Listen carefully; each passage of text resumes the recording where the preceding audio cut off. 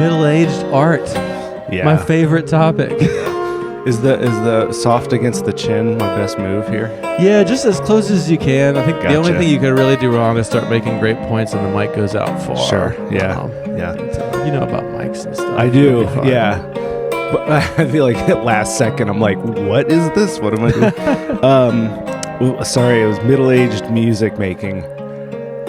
Yeah, it is. It's a sort of something to reckon with now, where living in Portland, where it's a little bit more of a saturated market. I mean, I guess everything is now since it's global, but when I left Asheville, I felt like it was a little easier to get noticed than in Portland. It's like I'm in a group full of middle-aged, kind of overweight white men, and it's not the most marketable thing, and there's a lot of younger bands that have so much energy, and they understand content making, and I do too. I was a social media marketing manager for a while, and I'm a video creator for a living, and it's just still something hard to keep up with the energy. The shit looks great though, and that was why I was excited. One of the reasons I was excited to talk to you is that I was like, man, like I guess you were singing in Birthday Boy before you left, but you're like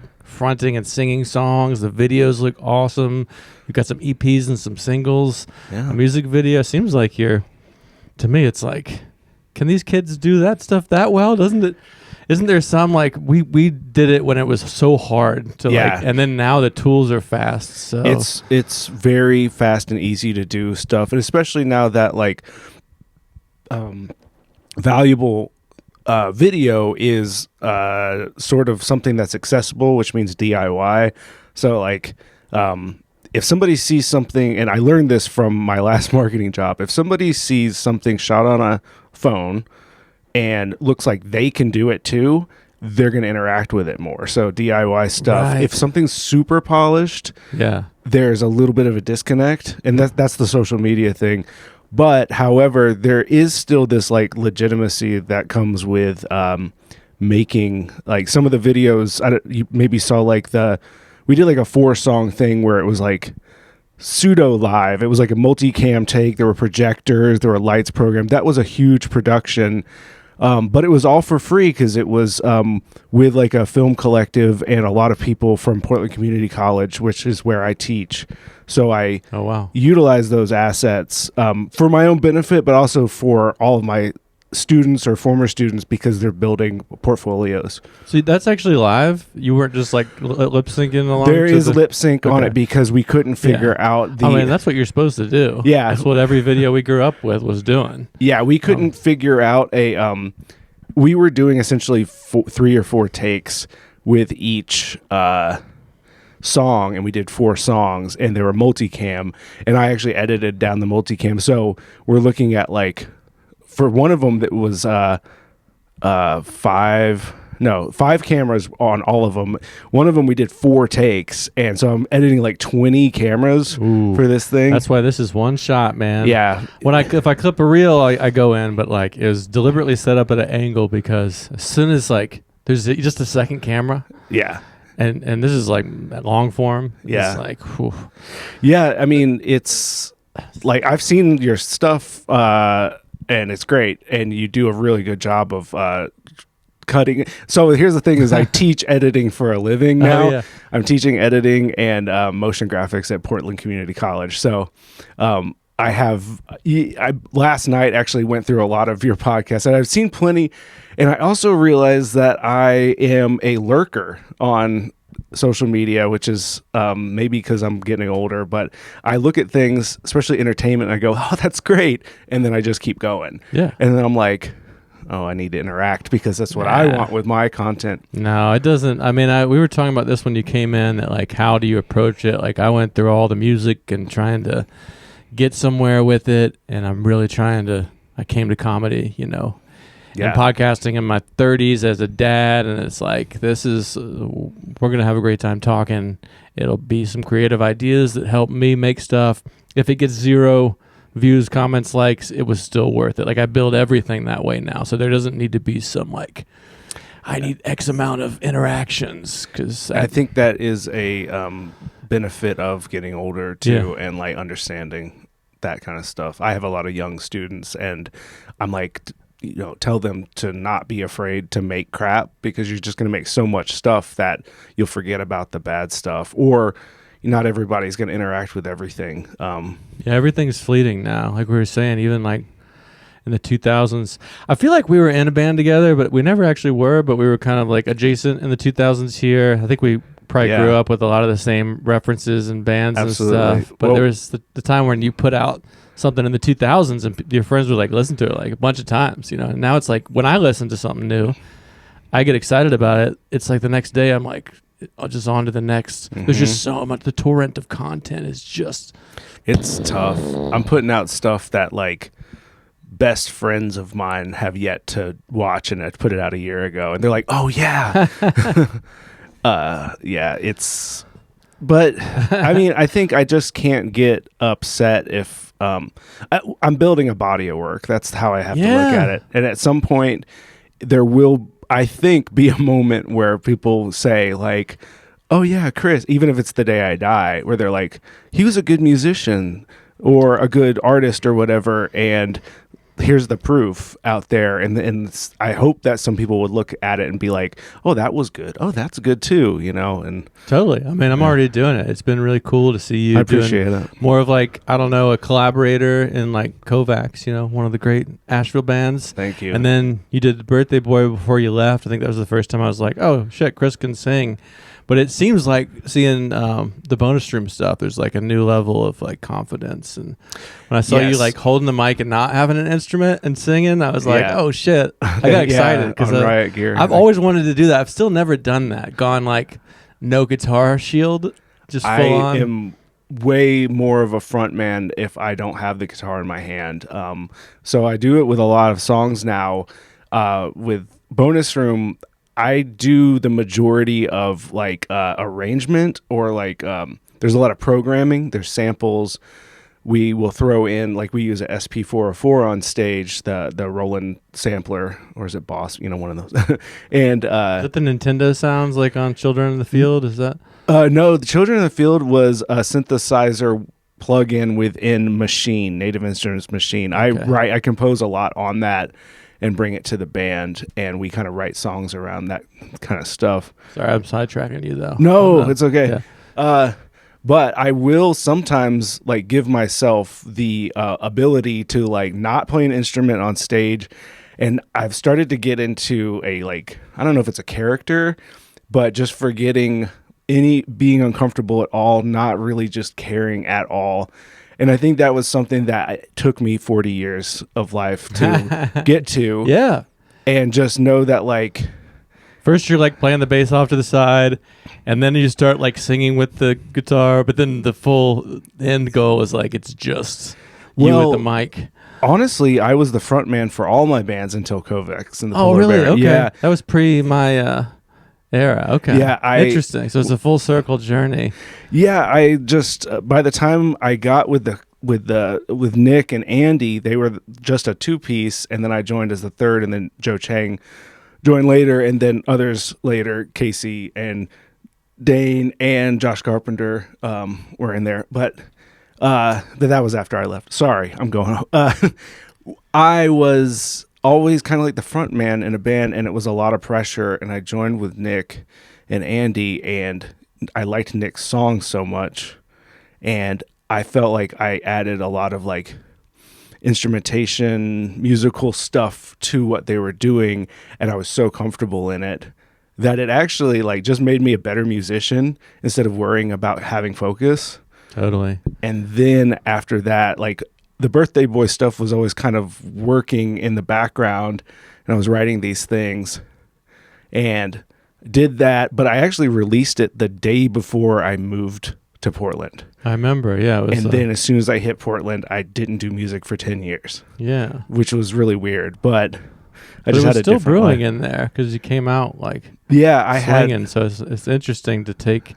It is kind of like when you start getting older, and there's 8 or 9 years, do you go like, am I done? Like, will I ever perform on it? I still feel like every time I get on stage, it could be like I'm getting old enough to where I'm like, I don't know if they're going to let me get up here a lot more times. I hope I got another like 20 years of being allowed to be on shows, but it's kind of like you appreciate it more. I do. I really appreciate it. I see it as a privilege and a treat to oh, sorry. Go ahead.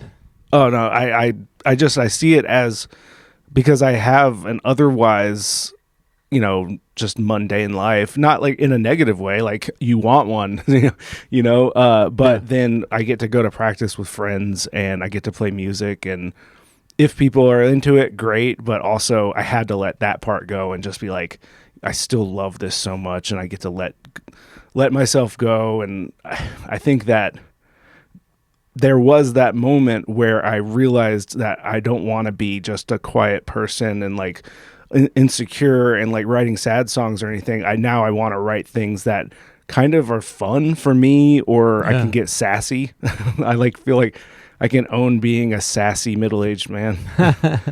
No, that all resonates. I mean, even like comedy is like, I don't have the guitar, and I'm trying to be more fun. Like I do look back on my 20s and I'm like, this music is so, to me it sounds like sad or angry or like entitled or something, and I think that's cool when you're in your 20s, but it's like, as a dad in his 40s, like it's not really a good thing to get up and be like, I'm angry and misunderstood. That's a young person's game. Absolutely.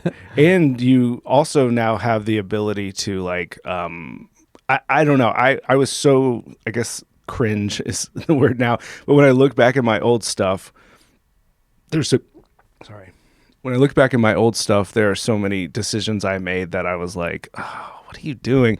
Yeah. But then I reached another point where I have to forgive everything I've ever done and like said, you know what? It's fine. Everybody forgets the like embarrassing stuff, but they remember like, I think they just remember you being nice. So overall, if you're polite, the bombs are part of the journey too. Like doing the things like, I did like a rap album during COVID. It wasn't an album. I just did like 3 songs. I really enjoyed it. And by the way, because my family still tells me like, don't ever do that again. No, I mean, and I'm like, well, I embarrassed myself in a new way. You did it. And here's the thing is that I, at the same time honestly, Kendrick Lamar's Damn came out and I was like, oh yeah, I love hip hop. I want to do this more.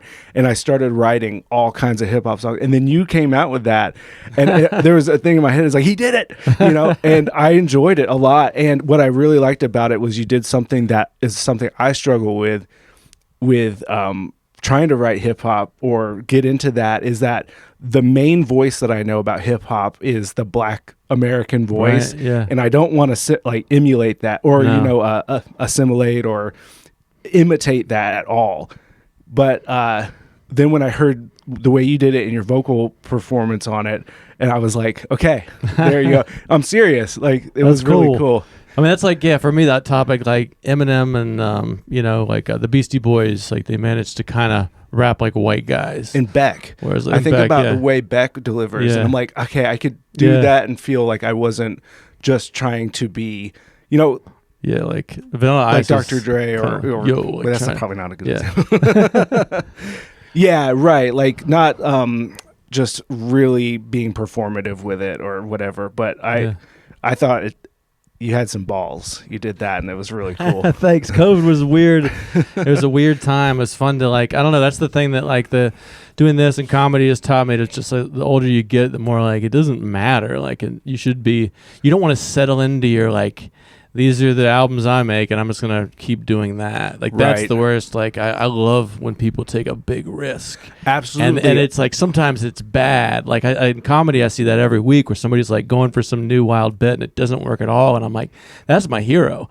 Not the guy that did like the thing that was already tried and true. And he knew it would work. It's like, there's a lot of times where the risk is some of my favorite stuff too. Like, what is the, are you a Leonard Cohen fan at all? Yeah. What's the album he did with Spectre? That's just like the big band thing, and something Ladies Man. I forget.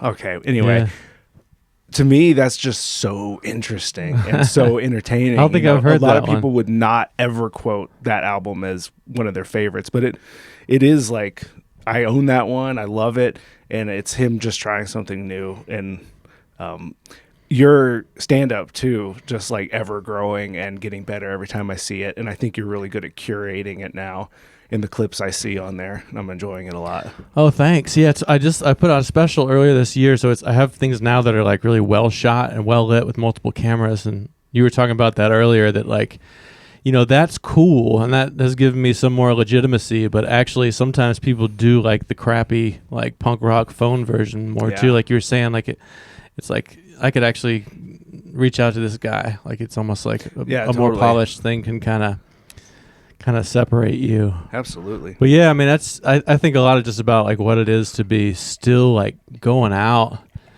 doing stuff like what you described. Like you're getting together with some guys and you're like trying to make songs happen and you're having those conversations, and like absolutely you shouldn't let that part of you go just because you're like old person. Yeah, I know. I actually go out to live shows now again for local bands and people that I know about as much as I did in my 20s. I essentially took a break. I was not connected in Portland to anybody.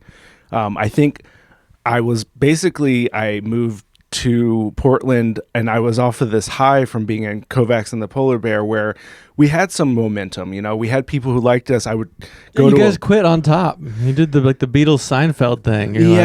There was sort of a plateau with the like. Wasn't the same after you left either. Thank you. It was still good, but it's like, what is it, like a collective now of ever changing? Yeah, it's like when Darcy left the Pumpkins, and it's like, hey, now it's like, no, it was the four of them. Yeah.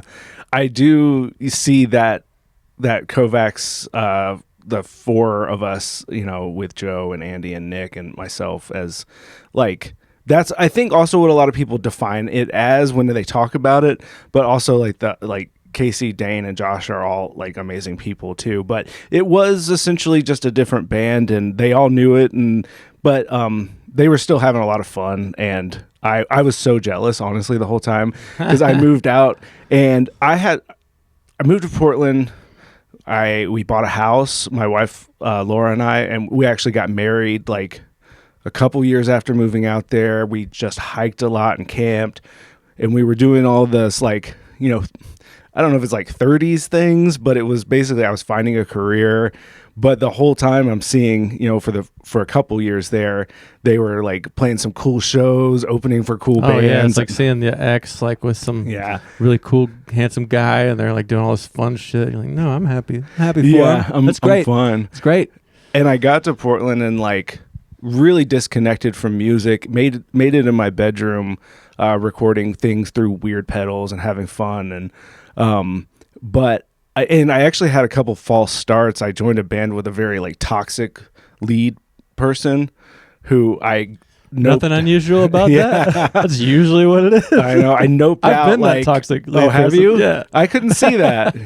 Maybe I'm being too hard on myself, but I mean, there's a lot of ego that comes with it. Yeah. Actually, the one thing that you did say earlier too is like when you joined Kovacs and you stop being the front person. That's something when I look back on my 20s. People had asked me to be in bands a few times, and I was like, no, it's got to be my shit. Right. Singing. And now I'm like, that was very foolish, because you can be a sideman. You can learn so much watching the way other people front a band. Yeah. And then when it goes back to you being the front person, you've absorbed all that. And I've noticed now that like a lot of the best singer-songwriter people had spent some time observing. Totally. It's like the Brian Jonestown Massacre. Like a lot of the people in that band have gone on to do great things because they watched Antoine be a nut. And being a drummer now is kind of a bit more like that. I'm like behind the kit watching somebody else like figure out where to put the capo and how much to talk between songs. Yeah. And I learned so much from watching Nick Kovacs. When I joined them, I actually didn't want to Andy was a friend of a friend, and he's like, oh, they're looking for somebody to join their band. And I listened to them, and I was like, this is some kind of Bright Eyes ripoff. And it started off pretty Bright Eyes-y. Yeah. And then it became something else. And then my girlfriend, now wife, was like, they're good. You should join it. I like the lead singer's voice. He's got songs like even if it's, I think it's common for your early shit to sound like somebody. Right. That's like Bob Dylan kind of sounded like Woody Guthrie in the beginning, and then he did all these other things that were authentically him. So I think that's okay. It's kind of scary to be yourself at first.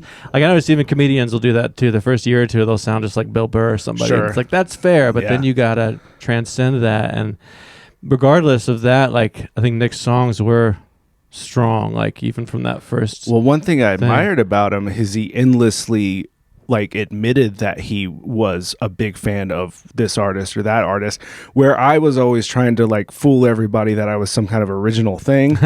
And never heard of Wilco. Yeah, nope, exactly. Any similarities, purely coincidence. And when I got in with them, Nick had this sort of like brooding energy, like he was a really moody guy, and it was a great stage thing. Yeah, the shy guy that's got the cool voice. And then he'd get up on stage and look like he was just like pissed off while he was playing. But he was really, that was his way to like deal with the attention, because he's a very, very shy person. He's very introverted. Yeah. But I remember my friends saying to me, like, actually, that's really cool that he's doing that. And I just kind of realized, like, oh, this is the focus. Yeah. I'm going to be back here and like do as much as I can with keyboards and bass and stuff. At one point, I was the bass player and keyboardist, playing them at the same time as some kind of like circus act. But I remember. Yeah. But I learned a lot. That was, you guys were a three-piece at that point. Yeah. So before Joey. And then Joe joined us. But I learned so much from just taking a back seat there. And then if I could do it over again, I would be like, I would have spent more time playing in other people's bands. And then it's like you absorb all that. You see it all. And it's like, it's kind of scary to have to be the front person. Yes. I guess even now it seems like in Bonus Room, y'all are kind of like doing like the Beatles thing, or like dividing the Uncle Tupelo thing, where you've got two strong front people that can trade off. Which it rarely works, but I have heard feedback that people are like, this is actually working. This is cool. And Darren is the other lead in that band. And both of us, we started the band essentially like going to another friend's show and saying, hey, don't you play music? Yeah, I play music. And we're like, why aren't we playing music? And then we essentially just had like a courtship where we were telling each other about like what we want out of a band, and we ended up having all the same tastes. We had a lot of the same ideas, and Darren was like, I want something that I can own, because he's always been the keyboardist in some band. He was in some really amazing bands, some like psych rock bands and everything. Cambrian Explosion being one of them, which was kind of a big Portland psych rock band for a while, and that dissolved right around COVID, like most things. And then when we got together, we kind of made a pact that we were like, okay, we're going to do this. And I write a million songs. Like, I just have so much stuff banked up. And I was like, you're going to have to catch up. Yeah. So let's do a bunch of my stuff first until you do. And now it's more 50-50, which is really great. And we keep things pretty democratic with everybody in the band. You know, mostly it's all me and Darren writing. And we're not saying that nobody else can, but it does focus our style a bit. If it's us two being, you know, the driving the creative direction, but everybody else adds so much of their own taste too. Yeah, what's that like when you bring songs in? Do you kind of have like, you know, a drum beat or a hook in mind, or do you let the other members pretty much just come up with their parts? Like, you just give them a demo of it, and what's the process of going from like whatever you have as the idea to the finished arrangement? You know, it always changes, but like with Darren is more like discovering his songwriting right now, and he's coming up with riffs and ideas, and we're building around it, where a lot of times I will bring an entire like made song that I've programmed in Native Instruments Machina.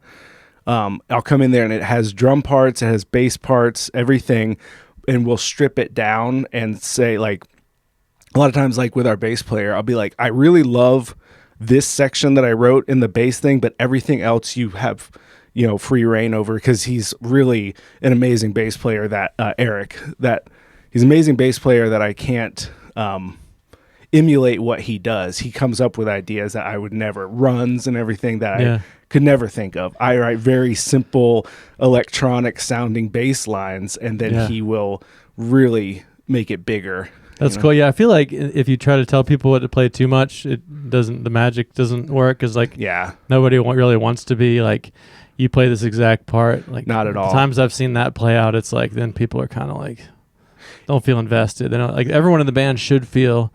It felt like watching the videos and stuff that it feels like a band, and it did make me kind of miss being in a band where, you know, everyone's, Yeah. it's not like a solo person with a bunch of hired guns, but it's a band. Yeah. It's cool to be in a band. It's very much, and I've heard people say that too after a show or whatever. It's like, you guys are a band, and Yeah, you look like you fit together. Like and we're all like good friends, and you and Darren's songs still like you can trade off, and it still sounds like the same. Like the Beatles, Yeah. it doesn't sound like a different band, which Yeah. is nice. Yeah, totally agree. And I do like, we kind of have this thing where Darren is discovering his more like guttural, yelling voice, kind of like an Idols thing, you know, where I'm always trying to do like a David Byrne talking into singing thing, and I'm getting a little better at it. But they both fit together really well. There's sort of like we're very influenced by anything post-punk, but we admittedly write pretty pop songs, you know? And that's important to me. It's always got even like the punk bands I like are the ones that have hooks and catchy melodies more than. So, Children in the Field, is that you singing that one? That's me on that one. Yeah, it's cool. That song and the video is great. I was like, you know, getting immersing myself before this, and I think you said that video had already been created. Yeah, and then you're like, we don't have a song chill enough to go with this. So you wrote a song to the video, which is cool. I never heard that. Yeah, it was reverse engineering the song from the video. Yeah, our friend Logan Skidmore, who we had done for our Bunk EP, we did 4 videos that were all live with programmed lights, and we met Logan through doing that, and he programmed the lights with us. And our connection is essentially like, oh, Logan has a music video he shot that he doesn't have music for. He just put this like Mac DeMarco song underneath it that was like a vibe. That's crazy. How convenient. Yeah, and he's just Mac DeMarco, by the way, one of the best new. Yeah, good stuff. Not even new, but just younger than us. And it took me a long time to get into him. At first, I was like, boring, and then now I'm like, oh, this is what I want to hear. He makes me feel like it's gonna be all right. I know, and it makes me feel like I'm gonna be all right when I can still get into somebody new and younger than me. But sorry, we're getting on a tangent. Oh no, it's fine. We essentially, I saw the video and it wasn't like edited exactly how it is now, because he was like, yeah, I'll figure out the pacing when a song gets to it.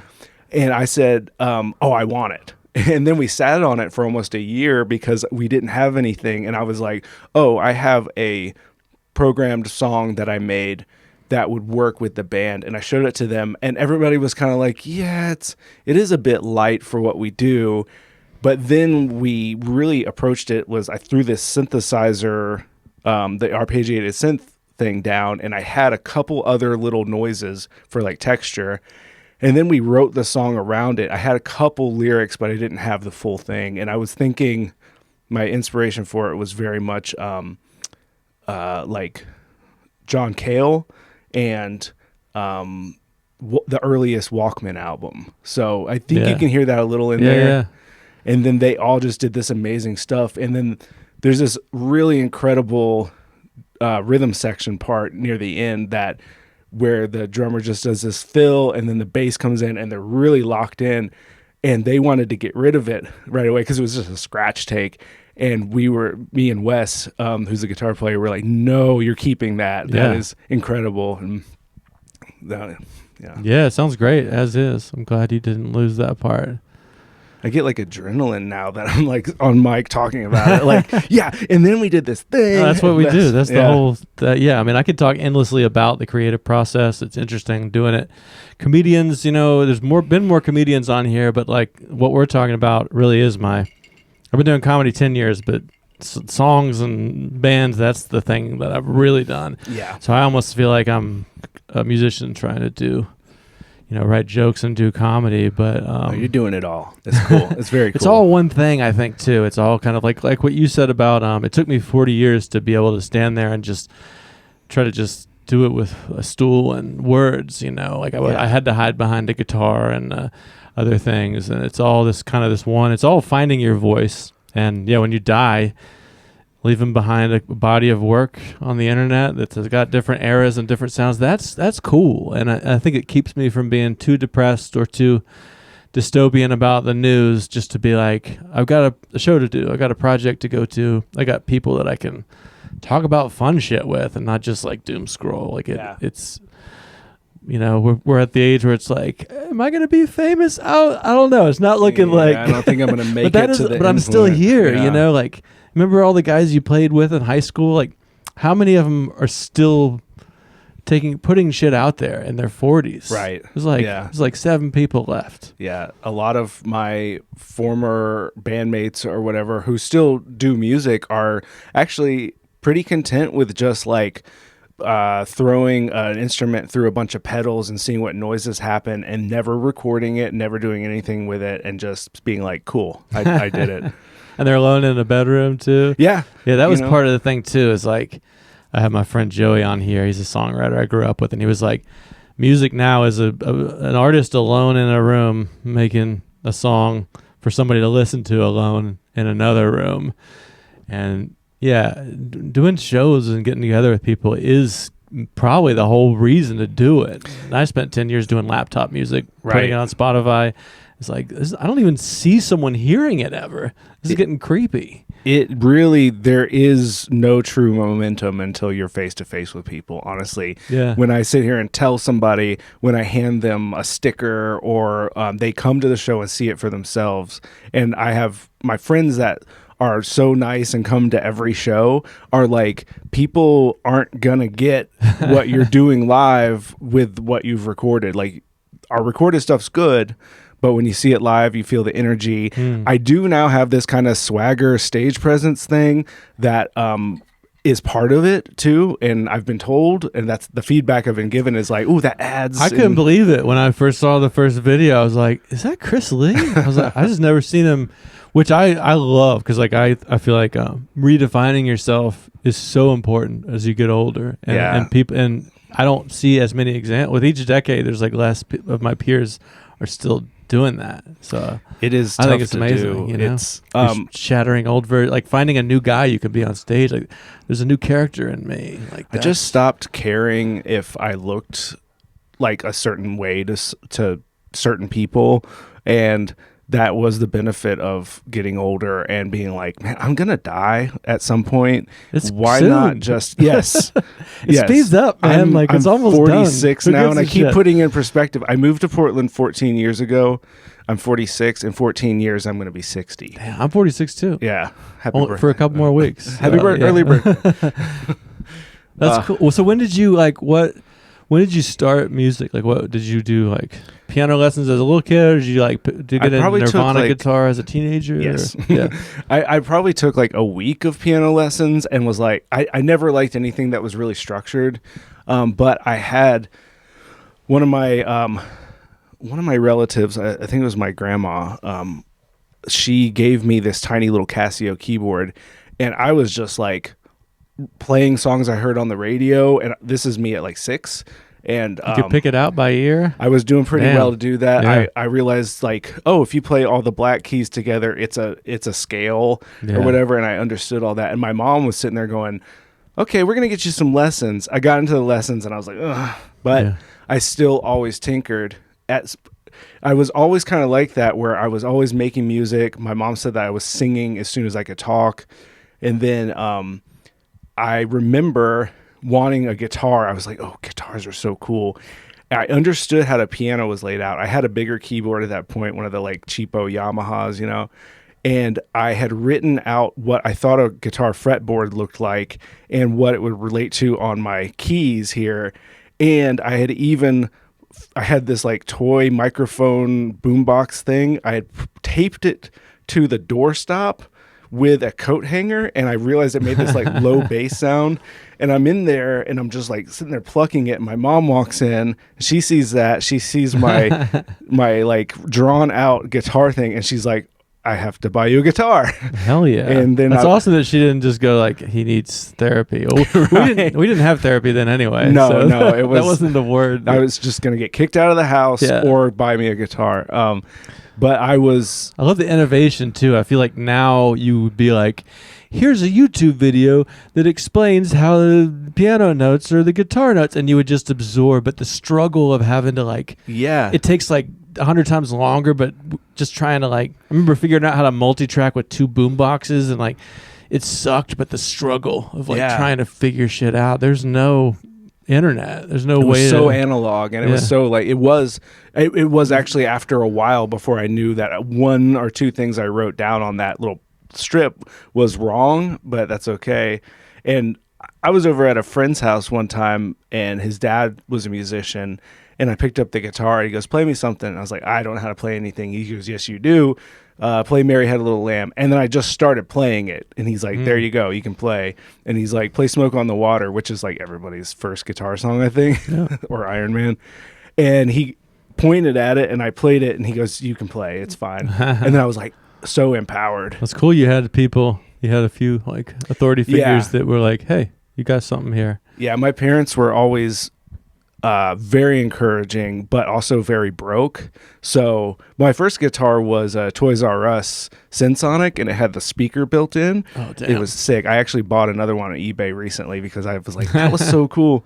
And it's the best, worst sounding guitar. Like, when did other people when did you start collaborating or playing in bands? About 12 years old. Okay. We're on the same timeline. It was like when Nevermind broke. And yes. Yeah. As soon as... If you learn a power chord, you can actually play a lot of these songs. I remember when Smells Like Teen Spirit came out, and I think I saw it on TV once and was like, oh, okay, that's a lot. And I was like, this is loud. And then I'm originally from Florida, and we were down visiting my grandma, and I would sleep on the couch and keep the radio right next to the couch so I wouldn't bother anybody. And I had it like turned up just in my ear next to it. And Smells Like Teen Spirit came on, and I remember just like the dopamine hit and being so excited. And then after that, I just wanted to be Kurt Cobain. Well, for the most part. Yeah. And I had like guitar people I looked up to. Like my first guitar I bought was an Ovation Preacher, which I don't know if you know those, but they're the only line of electric guitars Ovation made. But it looked exactly like Brian May's guitar. Did it have the plastic back? No. It was all wood? Okay. It didn't. Yeah. It looked sick. Josh Homme from Queens of the Stone Age plays. Is that how you say his name, Homme? I don't know. I never said it out loud. Yeah, I know. I listened when Dave Grohl plays the drums. I think it's all good, but it's all good. But songs for the deaf. He plays it on some of their stuff. That's the only other person I've seen. But it looked like Brian May's guitar from Queen, and that's what's so cool to me. And I was just sitting on that was my second guitar. The first one that I actually was more than $100. So. When did you start? Like you said, you like have a lot of songs. I have a lot of songs too. I've been like, did you get like a 4-track or something like that early on, or when did you start like experimenting with songwriting? I've always essentially that's my thing, is like songwriting. Yeah. And so I don't know. I just always like wanted to put ideas into a structure. I always wrote melodies. I would listen to a song and be like, oh, they do interesting rhythm things here. I can use that somewhere similarly. So it started super young. And like I was saying before, how I was always trying to be the front man, and because I was the one that was like constantly coming up with ideas, and just it was pouring out of me, and most people, I don't want to say couldn't keep up, but it was like everybody realized, they were like, oh, Chris has got all the ideas. If you got songs, yeah. I mean, who's got songs when you're a teenager? There were a couple guys in my town that were good at it. Yeah. I remember being like trying to just be next to them. Yeah. So I could just like... And I wasn't like ever tapped into the coolest stuff. I was tapped into the radio. The radio, in hindsight though, 90s radio fucking rules. Yeah. We were watching like Blind Melon and Nirvana whole videos with my kid this week. It's like, this shit was good. And it was a golden era of rock and it was super cool. And I even I had a huge like Dave Matthews era, because it was technical like happy, and that's for a while there. Grunge, you needed something after after Kurt died, you needed something opposite. I was almost like afraid to admit it for a long time, because I had dropped. There was a moment where I loved Dave Matthews, and there was like a 5-year stretch, and then I dropped it. Like it was fucking, because the culture around it, because all the frat boys or whatever. But I mean, I can still play Crash all the way through. I think it's like one of the most. I mean, it's beautiful songs. Music. I mean, it's all just incredible. I get that, like the vibe and the culture around it was like in the 90s it was like me, but now it's like I'm a middle-aged dad in shorts. Like Dave Matthews Culture is fine, you know. Yeah. That was me trying to define myself by being a hater or something. I don't know what, but I had the same thing too, where I had to like secretly like Dave Matthews, you know, in college. I proudly liked it for a while because I think I was playing music and I loved acoustic guitar at the time, and I loved the finger picking and the things he did with Tim Reynolds.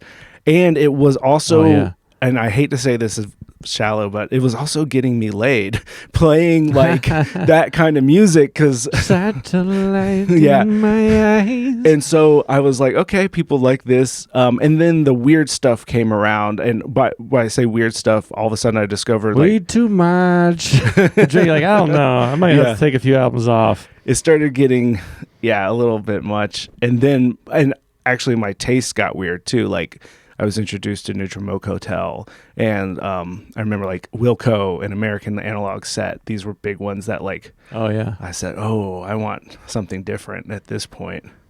And I was, after a while, very ashamed to say that I liked Dave Matthews, because there were jokes, you know.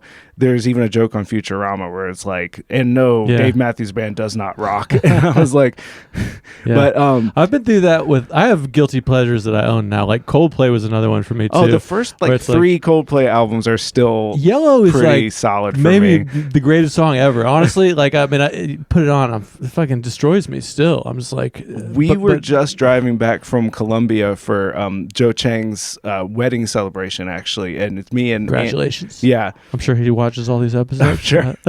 And me and Andy from Kovacs, we were driving back, and he has a CD book in the car, and that's it. Oh shit! It's that and NPR for him. That's crazy. And Parachutes was in there, and we enough put it in and jammed it on the road. Every song is amazing. I listened to that again recently. I think they just maybe got too big too quick, and that was part of the hatred. But I was in the UK in the year 2000. I was like working in hostels and so they came out there, and they were just some scrappy new band with like Yellow and all those like bones sinking like stuff. Like, those are still just the simplicity of those songs too. I feel like they became an epic arena band, and lots more good things happened. But Parachutes is just like it's like the first Weezer album. It's like you just come out 10 out of 10. 10 out of 10. It's like, that probably sucks. Then, like, how do you keep following that? Absolutely. I mean, it really, though, after that, like, the next album was really good, but just not as good than the one after that. And then at some point, you're like, all right, I'm cutting ties. Married to a Celebrity. Yeah. Like, there's all this other stuff around it, you know? Yeah. But now, the thing that comes with getting older is like, I do not care if anybody knows I like anything you think is uncool, because I enjoyed it. And when I revisited the Dave Matthews Live at Red Rocks, I was in Colorado, and I found the CD and I put it on, and I was instantly as happy as I was in like when I was 21 years old and getting stoned and listening to Dave Matthews. And I mean, it was the perfect, like, starting with Nirvana power chords, but then now I'm like, 15, 16, like, what would you say would be in like the Tab magazines? And I mean, I was like, I didn't even know you could do this shit with a guitar. I hadn't really listened to jazz or anything. I learned a bunch of the songs off Under the Table and Dreaming. Yeah. And they definitely like expanded my awareness of what the guitar could be. And I felt validated a few years ago. There was an interview with the lead person from Unknown Mortal Orchestra, and I think it was a blog or a thing, I forget what format it is, where they show people something they've never listened to, and he had never heard Dave Matthews Band for some reason. And I'm talking like 5 years ago. That's crazy. And whenever Satellite came on, he goes, "Oh, I have heard this," but they played the album for him, and he talked about it afterwards, and he's like, this is prog rock. I'm into this. I love prog rock. And the interviewer was like, really? Okay. And I was like, yeah, okay. That dude rules. He's another one of those. Kind of remind like Floating Action style, where the first Unknown Mortal, I don't know, maybe the first one or two, it was like, I love that kind of made me want to be the laptop in the bedroom guy. The thing we talked about being amongst the people, which is kind of my thing. But then somebody will put out a lo-fi laptop album that they did that's that good, and I go, God damn it! I'm still trying to make one that good. Yeah, you know. And he was Unknown Mortal Orchestra. It's so hard for me to say right now for some reason. Floating around Portland for a while. I don't know if living there or whatever, but I actually like walked up onto a concert maybe like 2 or 3 times. I didn't know that they were playing, and I look, hey, that's and it was just kind of there for a while, you know, and I don't know where they're living now, but I don't see it as much. There's just a guy, like, Sleep Like a Shark is that the name of the song. There's one that just destroys me, where it's like, there's a certain type of song that I've been trying to do for 30 years, you know, and then somebody will do one like that. Like Seth is from Floating Action has done that a bunch of times, where he makes, he's I'm amazing. like, how does he do it? You know? I know. It's like it's just some magic. I was tapped in with Seth's stuff from like research. Way back when my brother-in-law was living in town, and he was like, handed me this tape and was like, you gotta check this out. This is a local guy, and was super into it, and I loved how gritty everything sound, but it was so pretty at the same time, and it's such a groove. Yeah, it's everything like human, grooves, like behind the beat kind of. And then fortunate to like hang out with Seth a few times and play shows with them, and that was so much fun. One of my favorite shows, honestly, we played the Gray Eagle with Kovacs and the Polar Bear, as Kovacs and the Polar Bear, played with Floating Action, and it was the prom. I don't even remember the adult prom. I do remember that. Yeah. Is that like 2000? I remember in 2010s or yes. 2000. The 2000s now, it's been so long that like the 2000s are like the 90s or something to me now. That's like some time. Like I was really into Arcade Fire, and I was like my band. Now it sounds very kind of like I'm drinking too much, I'm too angry, but I almost feel like the 2000s are the second chapter of the 90s. I saw some quote like, if Dazed and Confused came out today, it would take place in like, I don't know, like 2012 or something. I forget the gap, but it's like the 2000s were a long time ago. And that is kind of a magical. It was, and decade. Living in Asheville in the 2000s was very special. Yeah, before the boom. Yeah. It was still scrappy, and downtown was still like full of people like us going to see shows or playing the shows, or, you know, all the bars we loved and everything, and it wasn't just full of brew pubs or whatever and gift shops.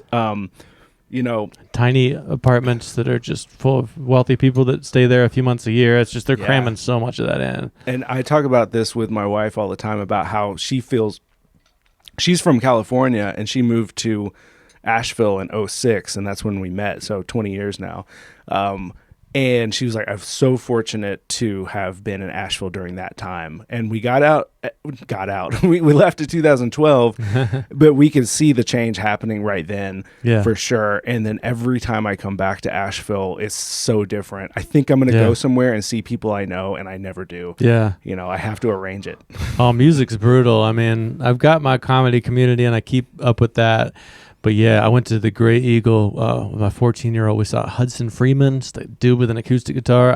I don't see much music now at the Gray Eagle, and I was like, Scott, the bartender, is still there, so he's like the one person that was there 20 years ago that I can talk to. But yeah, it changes over fast, man. For sure. Like whatever the music scene is, there's a couple bands that are doing really well now. Yeah, isn't MJ Linderman is from Asheville, right? Maybe. I don't know. Wednesday, that's the band. And so that's MJ, I think. I'm still trying to keep up, but it's really cool stuff. I really enjoy it. Yeah, there's a lot of great music. I'm blanking on her name. What's the Indigo? Yeah, she's amazing. Indigo. I don't know if she's still Indigo D'Souza.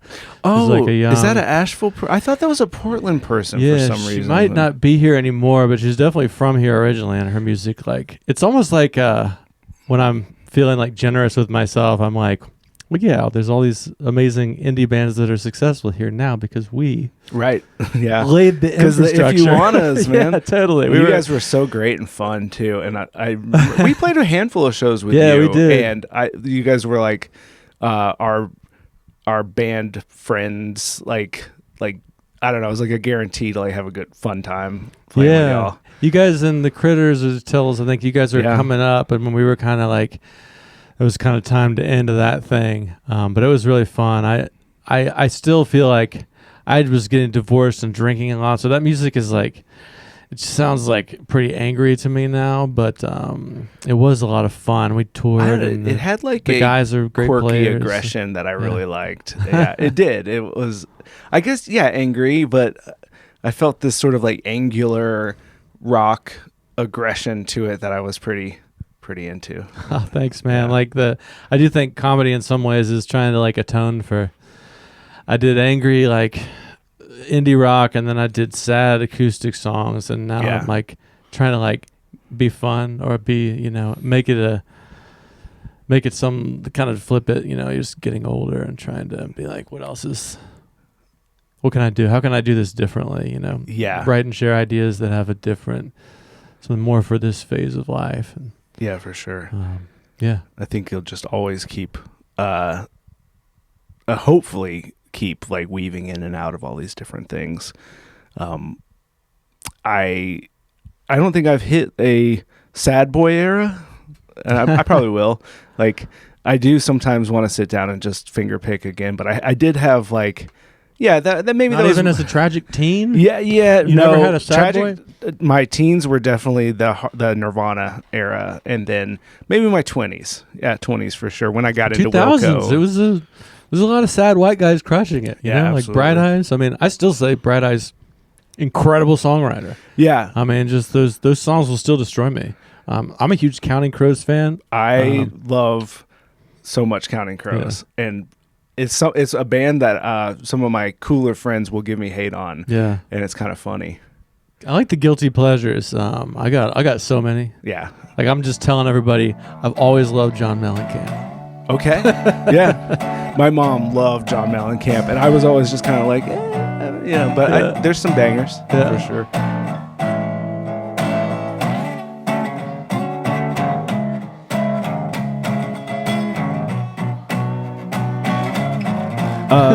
What are you listening to these days? I am interested in like anything new that's out that's really like inspiring you.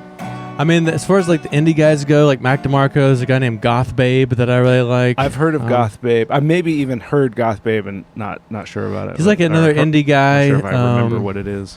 I will look at there's actually one that's kind of a bit of a guilty pleasure. There's my friend Daniel Will. I don't know if you know Daniel Will from here. He's like our age and lives here. Maybe. But he sent me out of the blue this guy named Steven Wilson Jr., who's he was like, check out this album. And when I first put it on, his voice to me was like so CMT sounding at first that I was like, I could never. It was like a Dave Matthews thing. I'm like, but there was something about it, like, and I've gone deep. I've listened to the album a ton of times in the last few weeks. It's definitely like a Kurt Cobain kind of meets like Willie Nelson, but he has a country voice, but the writing is. I like that idea.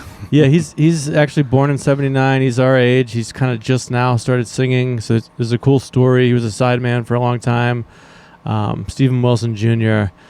He has a song called 1994, The Year to Be Young, and it's about like I don't know. It's a very like nostalgic song about like Nirvana and roller rinks in the 90s. 94 to me is the definitive year of the 90s. It absolutely. So what a good name for a song. Yeah.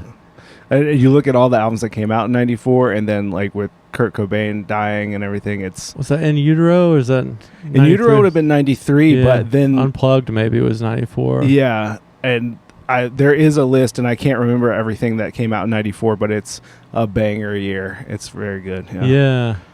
Steven Wilson Jr. Sorry.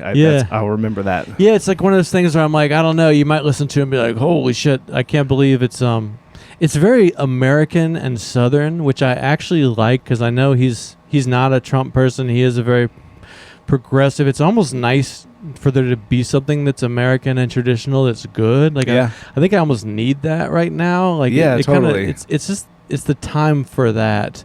And he's kind of he quit his job like when he was like in his mid-30s to like try to start singing and be a Nashville songwriter. So it's this kind of story too that resonates with me, where it's like that's way too old to. Yeah. So he's kind of making it big in his 40s. Yeah. So I'm kind of like living vicariously that gives through you a him little hope too. that somebody will pay attention. Yeah, and that you can keep redefining yourself, and you don't have to become some grouchy old dude that's like, I decided I thought about things I know. in 2003.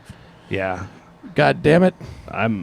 If you're living in this era and you're not more flexible with your thinking, it is a very decisive choice, because you're being confronted with so many challenging ideas, and if you're just saying, no, I won't accept people for who they are or how the world's changing, like I think it's hard, it is like a mindset for me to be flexible, and it is challenging to like I don't know what I'm trying to say there, but new things happen every day where I'm like, oh, this is how the world is, and I guess I need to change with it. And so then there's the people out there who are like standing their ground for the world not to change. Yeah. It's ridiculous. Yeah. Right?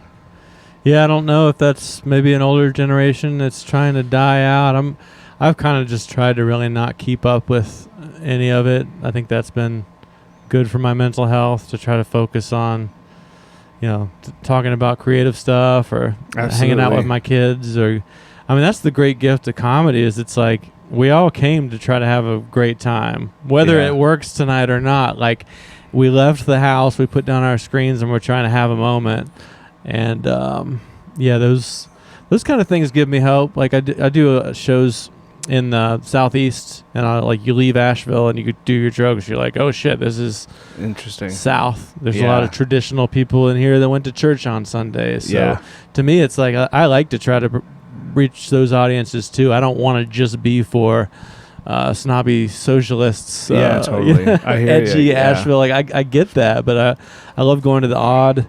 But I also like to go out to the country and try to, I don't think we're as divided as it all seems in the media. Yeah, it's the social media really showing us that there is a divide. And I think that it's cool that you're finding that with comedy, that you have maybe the ability to reach some people, and I think it always has been that way, right? Like, if we can joke about it and we can cross any lines and bring some people over, or not even that, but just bring those people together with it.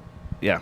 But you're in Portland now, so my idea of, I was there, a long time. When you first moved there, I actually went there and had a beer with you. But my impression is it's extremely liberal. Yeah. Like Asheville, maybe more so, but also maybe you're not surrounded by this really traditional conservative culture, or you are. Well, Portland, West Coast. Yeah, West Coast in general is pretty liberal, but Oregon is for the most part a red state, but there's so many people. Well, no, it's a blue state. Yeah. But outside of Portland and Salem and Eugene, and any of the little hubs, like Ashland is a college town in South Oregon. Outside of those hubs, you do have it's a red state. Really? And I guess it's just rural versus city. Yeah, it classic. is. It's honestly, someone will vote Republican if they're not forced to live around other people and see their problems. Yeah. And sorry, that's the way it is. And Portland, every day is Portland is a very casual place and accepting of everybody. I teach at Portland Community College, and a good number of my students are transgender, neurodivergent, and every age, they, every style, every ethnicity, and everybody's just chill with it because you're forced to. That's awesome. You have to. And you don't talk about it at all, really. And then you see it on the social media. You see people having an issue with it. And I am in a bubble of acceptance. And that's pretty cool to be there in that bubble. Yeah. But it does kind of when you see what other people are saying, you're like, wait, you don't know. You don't know that it's that these are just normal people. They're great. Just, yeah. Yeah, totally. Yeah, that's Asheville is like the oasis for that. There's several trans comedians in our scene, which I probably wouldn't really maybe have if I was just going to my job and my kids' school stuff. I might not be as in, updating my like what the culture is thing. Yeah. And the comedy is great because not only do you go and you interact with people that are like different like cultures and genders, but you get to hear them tell their perspectives into a microphone. So I'm like, if people would just came and listened, I don't think there'd be any problems. Absolutely. I mean, it's like it's a person struggling and they're trying to be funny about it, and everybody's together. It's like it's more like when you just hear about it on the news and it's all the way over there, you're like, man. I know. The funny thing about the news too is Portland is always in the news, and it's always like a war zone in the news. Yeah, Antifa. You got like landmines every day on the way to class, right? I remember during the Black Lives Matter protests, and this is during pandemic, I'm out for a walk in this beautiful park in Portland at Mount Tabor. I'm just enjoying the day. The sun's shining. The birds are chirping. People are picnicking. And a friend from Asheville area texts me and says, I hope you're safe. And I'm sorry to see that people are like burning your city to the ground. And I'm like looking around like, what are you talking about? Like, and then I kept hearing those things. People messaging me on social media, I hope you're safe. And I do write back full responses saying there's about a 1 block radius in downtown Portland where people are kind of just staying there to protest and things get heated. And essentially what happens is the police come out in riot gear, which is we have a song called Check it out. We'll put a link in the description. And that's what the song is about is the police come out ready to fight these people that are holding signs, and they're telling them you can't be in this area, you need to move. And the people are like, fuck you. And then at some point there's some tear gas, and then the cameras start rolling.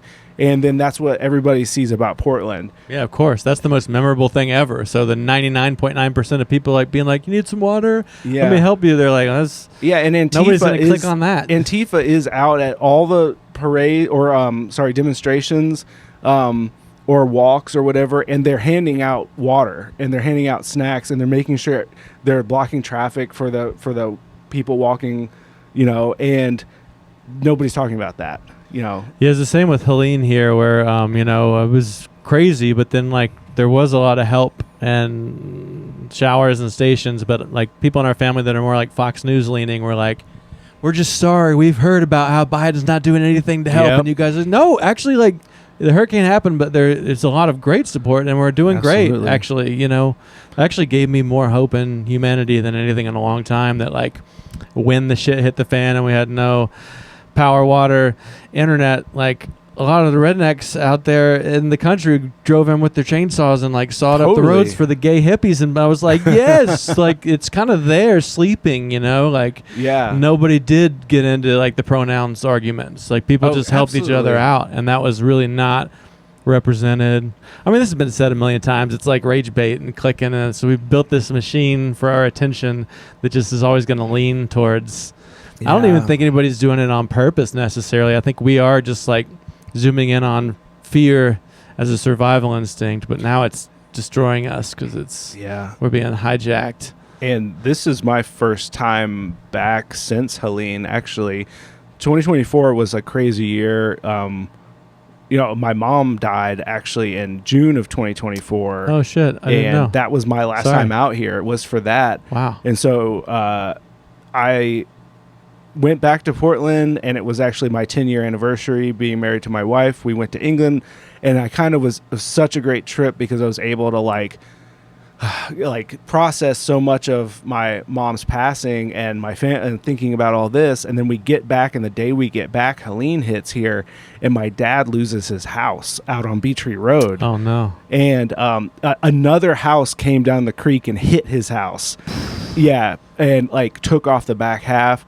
So yesterday was the first time I'd been out there in 2 years, and I was out there with my brother, and my dad's out there with my stepmom, and and my stepbrother came out too, and we all sat around, and they all filled me in on like the day-to-day things that were happening out there, and it was mind-blowing. Like it was very sad too, because the house is gone, so we're sitting in this new like double wide that they put on the property. And they're telling me about like being stuck out there for 3 days without cell service or being able to talk to anybody.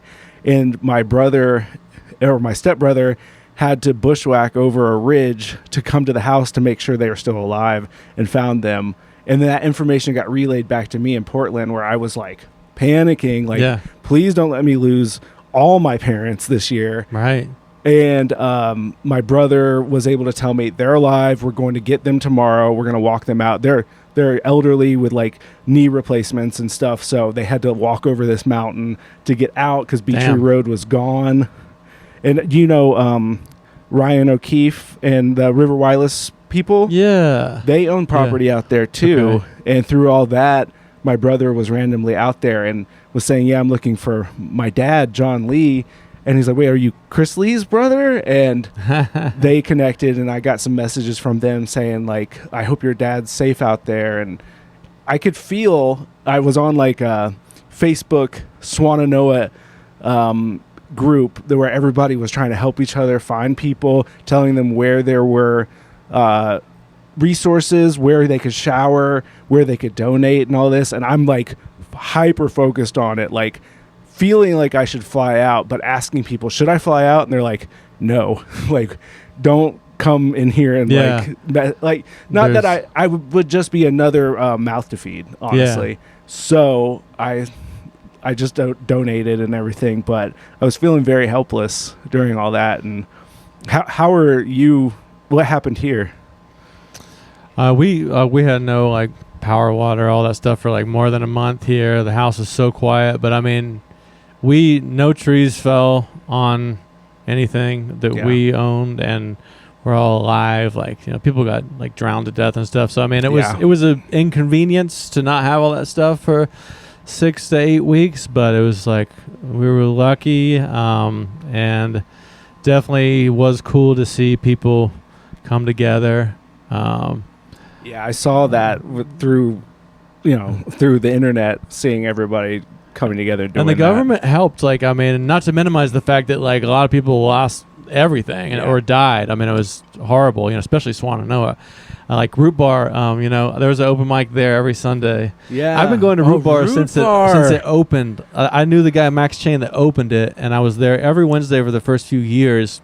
And then 20 years later, I'm going back every week to do this total like nightmare of a hole in the wall open mic comedy. It was like the wildest show, and then it's just gone now. So that was kind of like one of the things where it's like I drive by and you just see the rubble. We did a disaster tour yesterday. My brother took me all the way down Swananoa River from Swananoa to like River Arts District, and it was crazy. And he kept reassuring me that it's way better, and I was like, that's crazy to see, because all the businesses I knew along the river are just rubble now and overgrown, and it's really wild.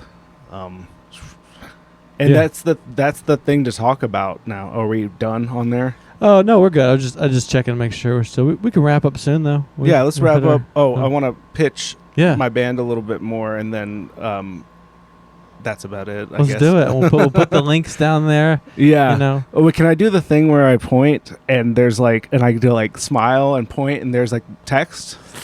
No? I want to like point down and then it'll be the description.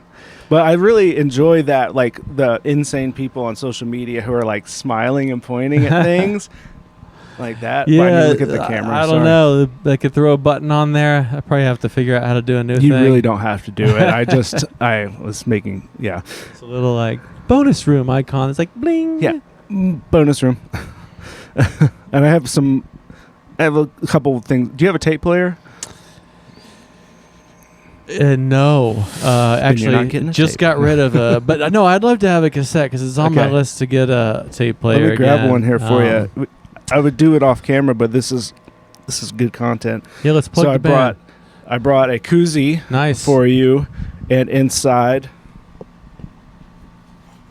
Oh hell yeah! We have the bunk tape bonus room here. The cassette is one of my all-time favorite pieces of hardware. I mean, you'll have to buy a new cassette player just for this. And I was going to anyway. Kind of a interesting thing that happened was they sent us the tape without the print on it. Like, it was a mistake, and we got some money back. But this was like a week before our tape release show, so me and Darren sat down and like hand decorated all the tapes. Oh, hell so yeah. you get a little bit of that. You're there. still doing it just the way we did it back in the day. That's amazing. And then more stickers and a patch for you here. And this is all, I designed everything because I like to do all of my work that doesn't actually pay money, like all my best creative work. So same right now. I'm trying to figure out if I need to like switch to a job that'll potentially pay more, but not give me the bandwidth I need to. Like, my life's work is this shit we're doing right now. It's excellent. I don't expect my life's work to provide for my family's benefits and food, but I mean, it'd be nice if it did. But I'm not banking on that. But yeah, it is. It's the thing that is silly and doesn't pay for anything is the most important work to me. I love that you're us sane. I love that you're still doing it, and after like all these years, like 30 years in, you're still like finding new parts of yourself that can absolutely perform. Yeah, so it's inspiring to see. Bonus Room was started in like 22, I think, and then we're keep growing. And I really, I've been handing this tape to some people and saying like, it's good, but you should hear our new stuff. So always, we're gonna have a new album out at the end of the year, probably like a 10-song thing. We've got like 6 of them already recorded and done. We just recorded some really cool. We did a really good live show that a film crew had reached out to us and said, hey, do you want us to film this upcoming show? And I was like, yes, that's a good, and it was a last minute thing. And thankfully it all worked out really well. And all of our friends were like, that was the best show you guys have ever played. And I was like, thank God that we documented it. So that live at Kelly's Olympian should come out sometime in the next month or so. And then we have an in-studio thing that we did with a really nice studio in Portland with a guy named David Pollock. And he does sort of like a KEXP thing, you know, where, kind of a stripped-down thing, studio the band recording. In the studio. Yeah. We did one of those 3 songs from the upcoming album. And then there's no name for the album or anything, but damn, you're making me miss being in a band again, because all that stuff like that's emerged since I was in bands, like the cool studio recording, and you can just throw it on YouTube. Well, it's cool. It's a cool time to be in a band. Yeah, with being a video creator myself, you know, I teach video editing and motion graphics, and I'm in with a lot of people who are just really hungry to build portfolios, or just started knowing people who own good cameras, and this is what they want to do. They want to do stuff like this. They want to do multi-cam stuff. They want to film shows. It's like, you know, it's really like I receive so much from it, but I also give them. You're also able to exploit them for their hours. Exactly. Especially, I walk a thin line too with a lot of my students where they're like, can we do a music video for your band? I'm like, is that ethical that I'm using you? But I am reassured by they're asking. Yes. If you're going like, look, you're not doing so well, Johnny, there's one way you can pass this class. Yeah. I get signed with the video that you make. I am reassured by my colleagues that a lot of the students don't know other bands. They've heard that I'm in a band and they need to build a portfolio, and they're like, can we please? You're the band guy. It's perfect. Yeah, it's a nice thing. You got a million songs. I mean, it's all like, I got too many. You earned this, you know. Thank you. This is your time. I think it's wonderful. I'm trying. It's inspiring. I wish I could see the band, but I guess I probably have to. You guys aren't doing a Southeast tour anytime soon? I don't know that we'll do any touring. Yeah. I think we're just we all work full-time jobs. Yeah. Maybe Pacific Northwest, but probably wouldn't make it to East Coast. But you'll come out to Portland at some point.